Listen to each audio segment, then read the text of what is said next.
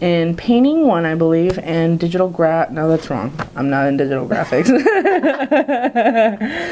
Okay, start over. Scratch that.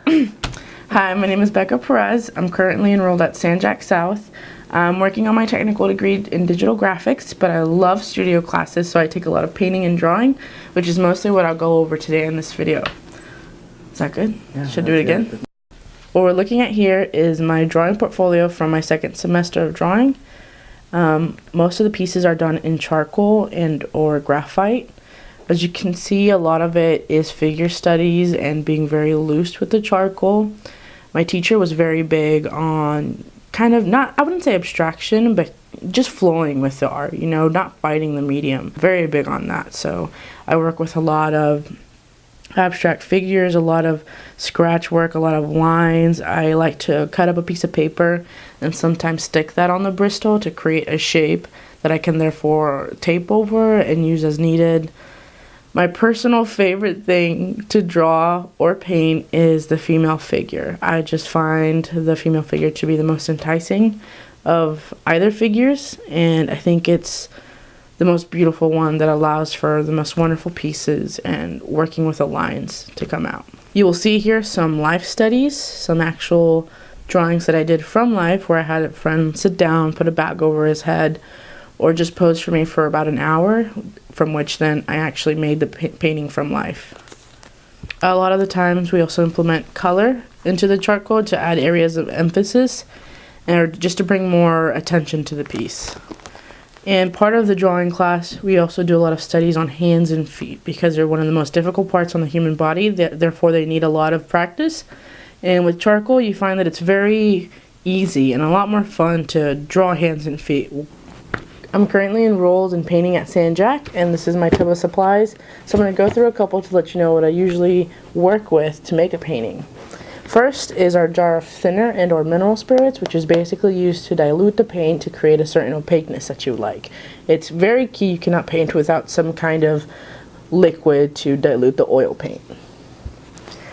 One of my personal favorites, palette knives. Palette knives are great because you can use them to load up a lot of paint and create really awesome streaks in your piece, and you can use this sharp edge to sgraffito into a painting however you like. They're really interesting. I recommend you get one.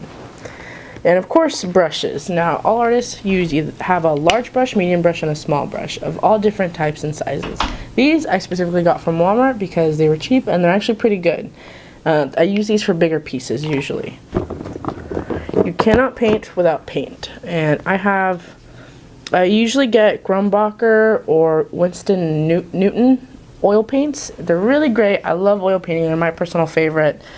They are toxic, so be careful with that, but they're super flexible. They're what the classics use, and the main basic colors for anybody wanting to start off or something, I would go with the primaries. I mean, you can look up a list for which ones are great for most paintings, but those are basics for supplies you need for painting. Painting liquid like thinner, palette knives, and brushes. So this is a painting that I started today. It's done on hardboard wood, I believe, and that I got at Home Depot. I primed the surface with gesso, which is what you use to put on surfaces that aren't already primed, like canvases are primed. Hardboard isn't, so you have to prime it first, and then I started my black and white painting that I have to do for class. As you can see, it's still very much wet. Oil paintings take a long time to dry. They do not dry overnight. They take a while. So you have to be careful with how you store them so that the paint doesn't get smudged as you're carrying it around. I use these supplies to do so, and this is a big piece, so it'll take a while, and so there's different techniques that I use and many different layers that I'll do on this piece. Eventually color will come into play, but first I'm doing the black and white layer. But an example of a small piece I've already done. I did this painting about 2 weeks ago, and as you can see, it's dried now, so none of the paint is coming off.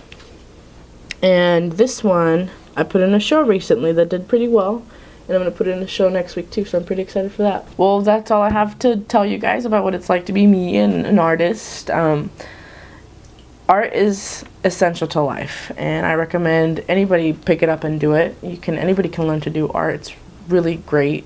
But thank you for watching this and joining in and seeing how I do things. So hope you guys have a great day and enjoyed this.